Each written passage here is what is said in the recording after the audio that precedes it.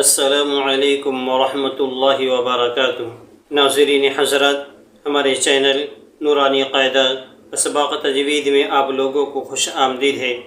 امید ہے کہ آپ سب خیریت سے ہوں گے اور اللہ تعالیٰ آپ سب کو خیریت سے رکھے۔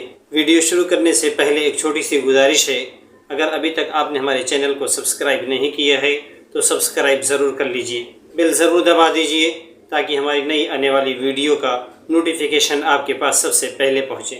جو ہمارا کل کا موضوع تھا نماز کے باہر کے فرائض تھے، جس کو شرائط نماز کہتے ہیں، کل ہو گیا تھا۔ آج کا جو ہمارا موضوع ہے نماز کے اندر کے فرائض۔ نماز کے اندر کے فرائض سے آج ہمارے بہت سارے مسلمان بھائی اس سے غافل ہیں، بہت سارے نہیں جانتے ہیں، جو کہ جاننا بہت ضروری ہے۔ اب وہ پوچھ بھی نہیں پاتے ہیں اور وہ سیکھنے کا موقع ہاتھ سے نکل جاتا ہے۔ نماز کے اندر 6 فرض ہیں، لیکن اس میں بعض چیزیں ایسی ہیں کہ اس میں کی ایک بات بھی چھوٹ جائے تو نماز نہ ہوگی، چاہے قصدن چھوڑ دے چاہے بھولے سے، ایسی باتوں کو فرض کہتے ہیں۔ اور بعض چیزیں واجب ہیں کہ اس میں سے اگر کوئی چیز قصدن چھوڑ دے تو نماز نکمی اور خراب ہو جاتی ہے اور پھر سے نماز پڑھنی پڑتی ہے۔ اگر کوئی پھر سے نہ پڑھے تو خیر فرض تب بھی سر سے اتر جاتا ہے، لیکن بہت گناہ ہوتا ہے۔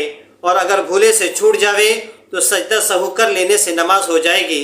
ان کو واجب کہتے ہیں، اور بعض چیزیں سنت اور بعض چیزیں مستحب ہیں۔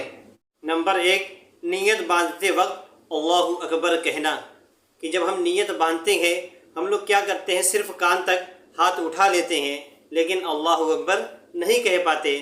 ذہن کہیں اور رہتا ہے، دماغ کہیں اور رہتا ہے، اور جلدی میں کیا کرتا ہے، کان ہاتھ تک اٹھا دیتا ہے اور ہاتھ باندھ لیتا ہے، لیکن اللہ اکبر کہنا بھول جاتا ہے۔ نمبر 2، قیام یعنی سیدھا کھڑا ہونا۔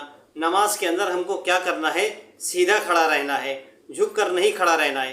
کبھی کبھی کیا ہوتا ہے کہ جب ہم جماعت کی نماز پڑھتے ہیں، جب امام رکوع میں چلا جاتا ہے تو ہم جلدی کیا کرتے ہیں، ترنت آتے ہیں، ہاتھ اٹھاتے ہیں اور ترنت کیا کر جاتے ہیں، رکوع میں چلے جاتے ہیں۔ اس کے اندر اللہ اکبر کہنا بھی بھول جاتا ہے، اور سیدھا جو کھڑا رہنا ہے وہ سیدھا بھی کھڑا نہیں ہوتا ہے۔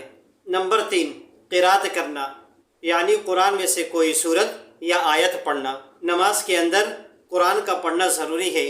اگر قرآن پڑھنا نہیں جانتا ہے تو قرآن سیکھے، اگر ابھی تک نہیں سیکھا ہے تو سبحان اللہ بھی کہہ لینے سے نماز ہو جائے گی، لیکن بہتر ہے کہ قرآن پڑھے۔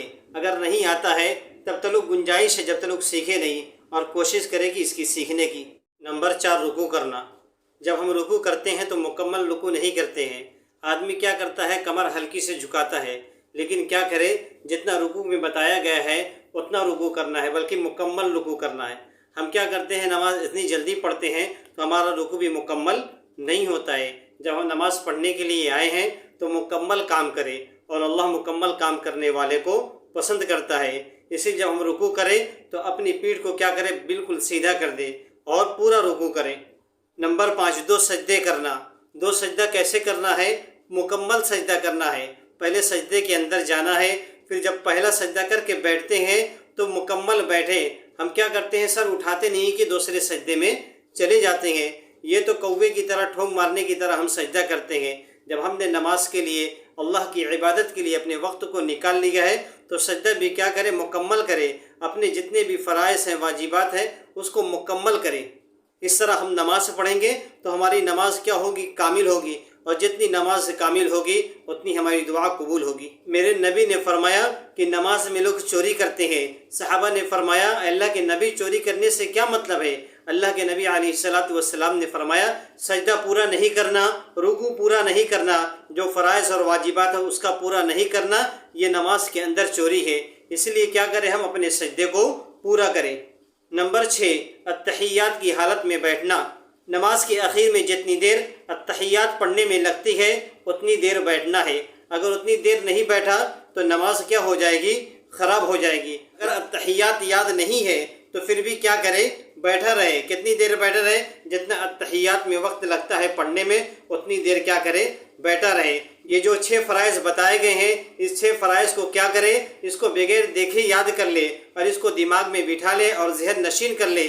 یہ فرائض اگر چھوٹ جائیں گے تو نماز ہماری نہیں ہوگی، سجدہ سہو کرنے سے بھی نماز ہماری نہیں ہوگی، دوبارہ نماز ہم کو پڑھنا پڑے گا۔ اسی لیے جو چیزیں بتائی گئی ہے ان سب چیزوں کو اپنی نوافل نمازوں کے اندر اس کی مشق کرے اور اس کو ٹھیک کرے۔